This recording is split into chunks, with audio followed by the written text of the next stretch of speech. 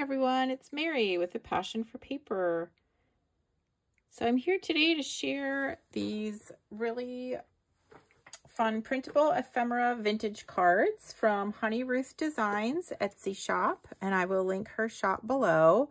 I really loved working with these vintage style journal cards, and I want to just share them with you. So here's just a quick look. What I did here was I just printed them out on cardstock on one side, and I put on the back double-sided printing this beautiful vintage French exercise book that I purchased from Morrisita. So it's from my personal collection, and it is it has all these wonderful math notes on the back.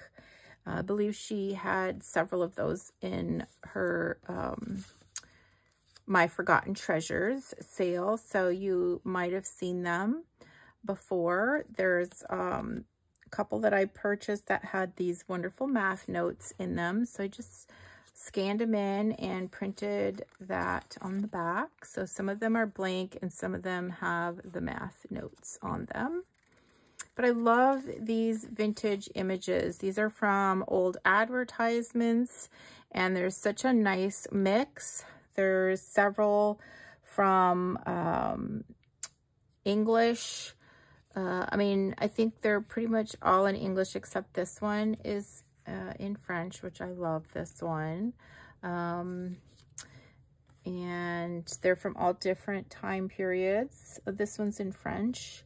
So there's a mixture, which I think is fun. And this is just pretty much blank. So that could be something you would write on the back of. Could be like a little hidden journaling spot if you want to keep it as a card. And I'm going to share with you some that I've stuffed into a pocket. Now here's one that's just white cardstock, but I did distress ink it on the back. So there's a variety of backings and a variety of pictures. There are 4 pages in this kit. Printable ephemera vintage cards. I love this one. I think this is my favorite. And the flower wedding is really beautiful too. So anyway, just wanted to give you a little bit of a look through some of those and then share with you what I've been making. So I made these, basically I was looking at them as clusters, and they're like a very large cluster. This is artist coffee dyed paper. And then what I did was I glued the image and some vintage French book page onto that. And then I went in and I sewed a bunch of lace around it. And as I was looking at it, I thought, oh, that would make a great topper for a journal. So I ended up looking in my cover stash and I found this one. And this is, I stenciled with some white acrylic paint on this cover. This is, again, coffee dyed, tea and coffee dyed artist paper. So it's a little thicker and heavier than normal copy paper. And I just love the way that looks. And I was thinking, you know, instead of sewing this down, I could just add it on here. You know, once I fill the journal with pages and sew it, it'll be a 1 signature journal, but I can just close it up with some vintage lace and then have this as a thing you could take out. And then I thought that would be really pretty. And then as I was thinking about and looking through my cover stash, I thought this would look great with this really dark, because this is got some really nice dark grungy on it cover. And this is also artist paper, but I was thinking I could put this at the top.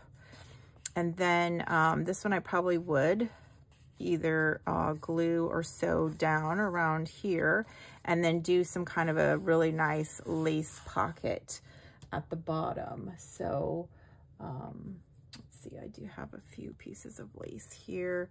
This is maybe not quite the color I was looking for. Probably something thicker because of the grunginess. Ooh, something like this would probably be better. This is a thicker kind of a piece of some beautiful doily that I coffee dyed. So something like that I think would be pretty fun on the cover, or maybe even coming up, I don't know. Anyway, I was just playing around with that. And then this one I thought would be fun as a cover of another smaller sized journal.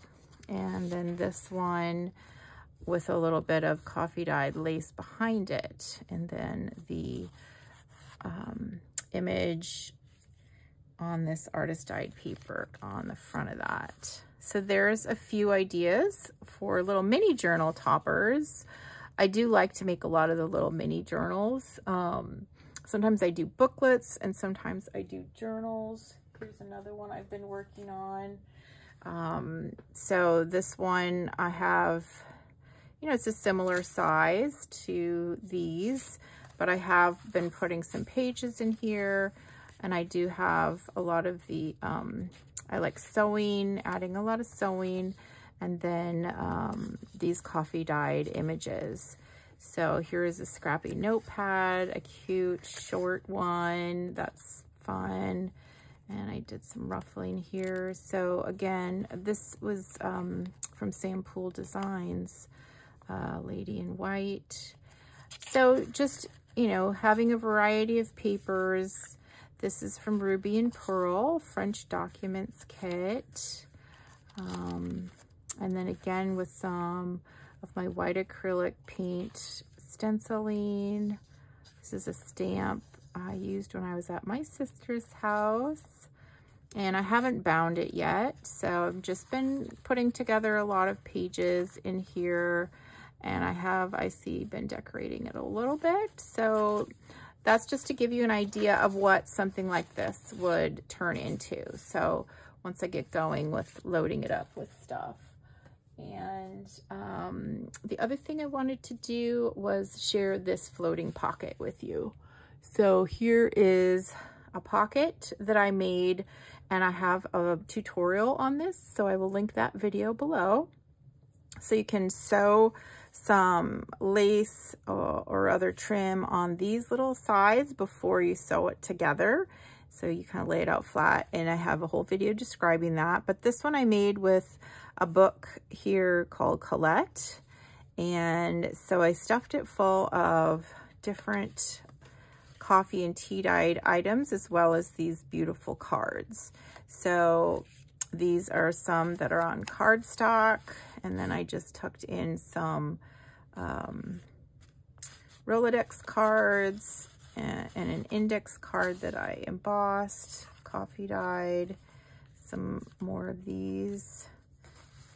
And let's see here, this is a Rolodex card that I coffee and tea dyed and then embossed. Love how that came out. And then a whole bunch more of these fun cards from this pack. Printable Ephemera Vintage Cards from HoneyRuthDesigns. And these I printed on cardstock and double-sided printed them with some different French ephemera on the back. This is just white that I have distress inked around the sides.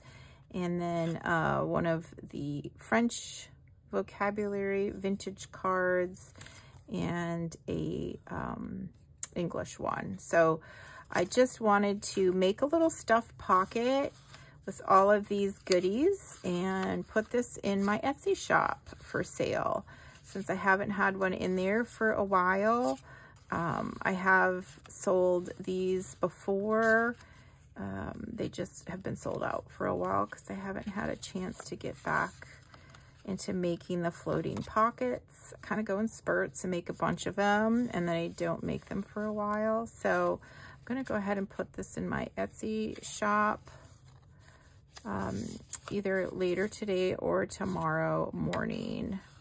So it will come with all of these goodies. I like to just load it up nice. And this is one of the smaller loaded pockets. So I think it's gonna look great in a smaller journal or even the tall skinny ones. Let me just measure it here really quickly. So this is about 3.5, and then depending on how low you tuck those in, let's just measure the pocket itself, is around 5.25. But if you leave those up, it's, you know, it's closer to 6.5. But yeah, I thought that would be fun to add to a journal. I love the neutrals because they go with so many different things. So next up, I wanted to go ahead and do some craft with me time and make some more of these. Either we could call them journal toppers or clusters or just ephemera tuck spots. I have this stack of coffee and tea dyed artist paper. So it's a little thicker than normal copy paper. It's just like mixed media paper. I had a whole tablet of it, and I just ripped a bunch of them out and, you know, have them in the coffee tea dye for quite a while. Like, I just always have them going. I just rotate them in and out. So let's see what we could find. I wanted to go ahead and make some more softer looking ones, and so I'm going to try to match up softer color backing. I think that looks really nice, and a similar one for this. Ooh, that's interesting. It's really dark on this side. And that's one of the benefits of having a lot of different batches of coffee and tea dye going. And I do not measure the coffee and the tea. I always make every batch on its own a little bit differently than previous batches so that you get a real variety. You can see like all the different shades. Like these obviously are from the same batch, but this and this are not. So it's nice to have the variety when you're looking through your pieces. And I just ripped them in random sizes so that I have a bunch to pick from. I liked this darker, kind of brings that out. And this is some really dark ones. So I might see these are a little bit smaller. So I do have like smaller sizes and larger sizes, but kind of like that. Okay, and another idea is to put craft paper, paper bag, you know, just torn into a little shape behind that. In fact, I think I have some right here. So I just like to have a lot of pieces already ripped up so that I can bring them in and use them. This seems like a really nice size. See it like that right there. And so this is, again, I think I showed this on a previous video where I just like to randomly fold pieces of paper into all different sizes, and then I group them together when I'm making a new journal. So let's see what we're gonna do here. I think these are looking pretty good. And then I just wanna add a few more things, a few more layers. I have this book here that is a vintage French book that I have been using the pages out of. And let's check this. Yeah, it's from 1936. So that's a really fun, and I love that it says journal as part of the name. I think that's really cool. So just rip a few of those out, and then I can add some to the backs of these. Now, sometimes I love that blue edging. If I'm making a blue journal, especially, I will leave that in there. But since these are neutrals, I'm going to go ahead and tear that blue edging off both sides. I think it's so interesting how a lot of the French paperback books have different color edging. Like this one's blue. I have some that are yellow, some that are red. You can see it here too. So I'm just going to tear these, and then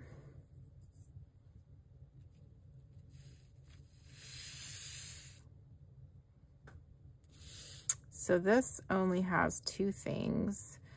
I might, but it's all words. So I don't think I'm going to put words behind there, but what I will look for is a little bit more lace.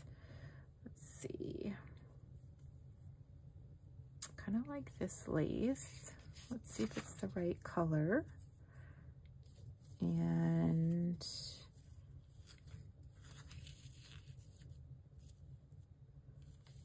maybe try out a couple different shapes here. Something like that. Nice. Maybe here, I'm going to pull this off to the side because I like this. I don't think I'm going to do anything more to that one.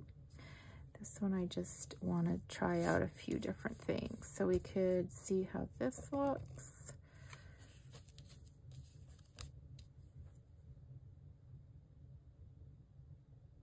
It's nice.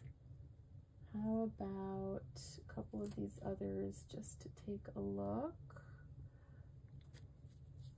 Because maybe I want, these have the lace across the whole back, so maybe I want to try one with just, like here's white lace. That's probably going to be too stark. Yeah.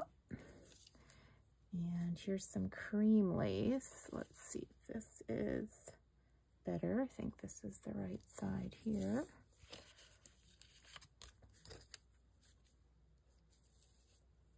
And just kind of move over both of these. Actually, maybe tilt it over to this side quite a bit. And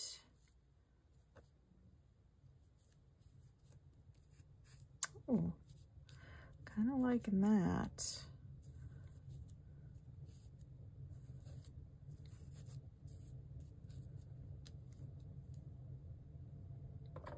And then we'll just trim this.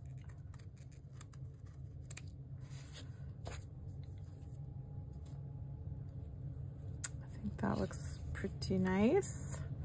Just gonna smooth this out, make it a little bit bigger if I can. Yeah, and then I can just sew right around this. I like that. Let's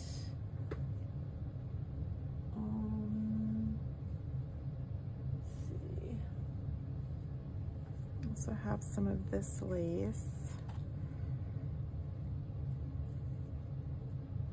which could go in here to cover up that edge.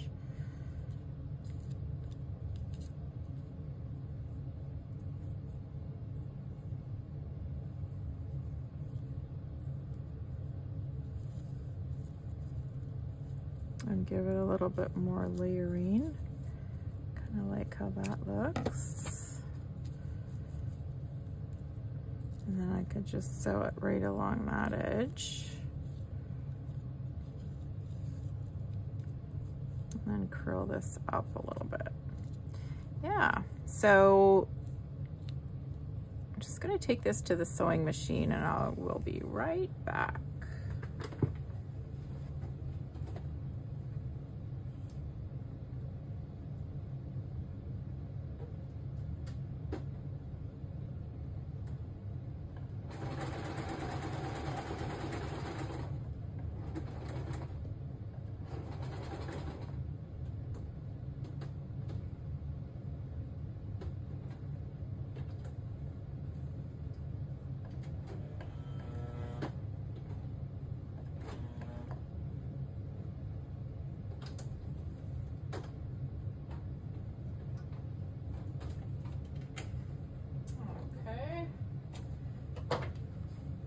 So my sewing machine's acting up a little bit. So all I got sewn was this side. I didn't get to turn in the corner, but I kind of like that anyway. So we'll just leave it there for now. But I think that's coming along really nicely. So you can see how these could become some really nice tuck spots or toppers for journal covers. And this one I would probably just tear down a tiny bit.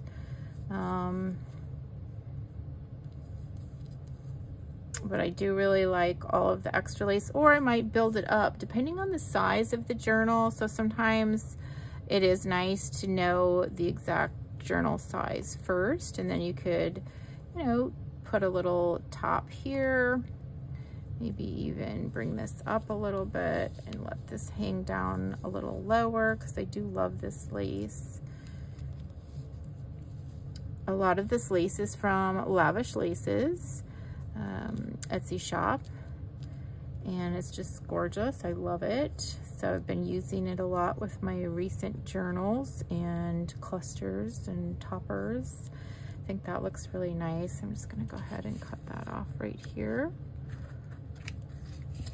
And then I will be able to sew that together. And I love the sewing because I love to have the messy threads when I'm finished. So there we go. Basically, I just wanted to share with you these awesome journal cards. And again, go take a look. They're available at HoneyRuthDesigns Etsy shop. They're so fun. They're so versatile. There's so many different ones to pick from. It's called Printable Ephemera Vintage Cards on Etsy.